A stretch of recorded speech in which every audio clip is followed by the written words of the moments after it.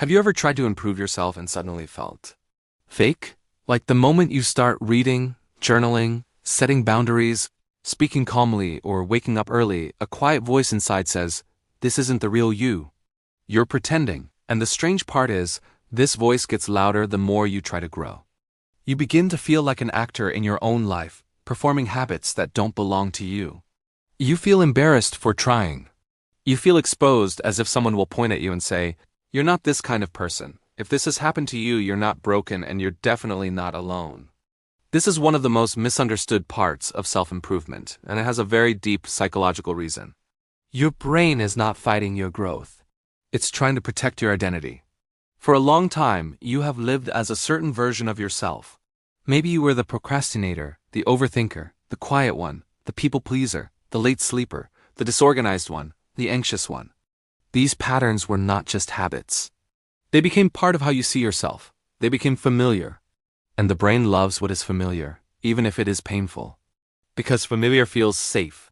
So when you suddenly start acting differently, your brain does not see growth. It sees a threat to identity. It feels like you are abandoning the version of yourself it has known for years. That uncomfortable feeling of being fake is actually your mind saying, "This is not who we are." Go back to what we know. This is called identity conflict. And almost nobody talks about it. We think change is about motivation and discipline, but real change is about identity. And identity does not change quietly. It resists.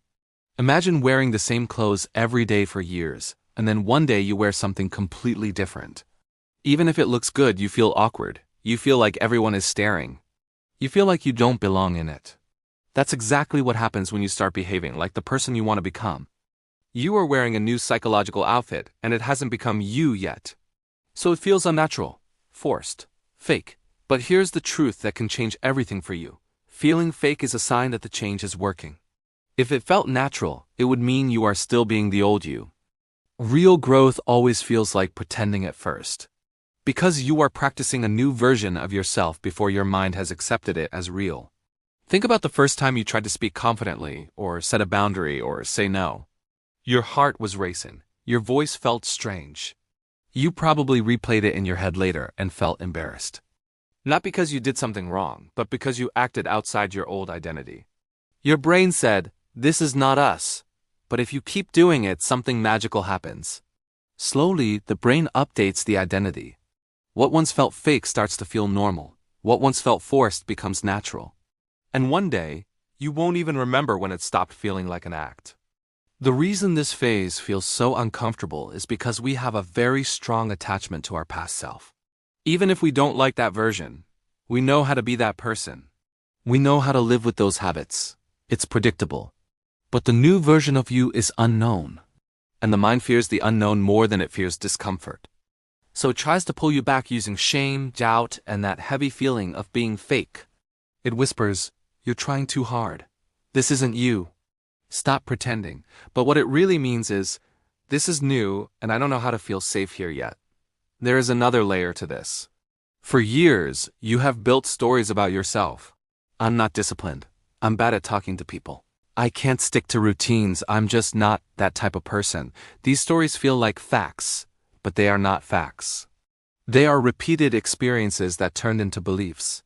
When you start acting differently, you are breaking these stories.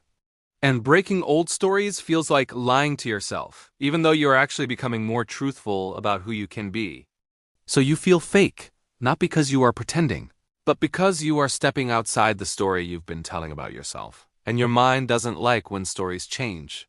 This is why many people quit self-improvement, not because it's hard, but because it feels uncomfortable in a very emotional way.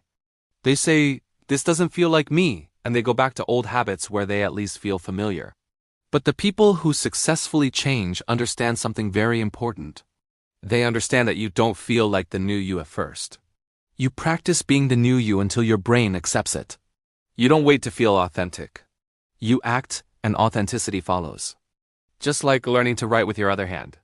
At first it feels wrong, shaky, slow. But if you keep writing, your hand learns. Your brain adapts. And one day, it feels normal. Self-improvement is exactly like that. You are teaching your brain a new way to be you.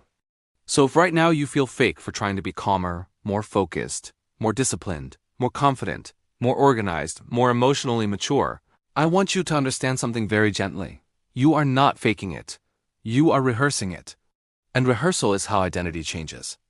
Every time you show up as the person you want to be, even if it feels awkward, you are sending a message to your brain. This is who we are becoming. And slowly the brain believes it.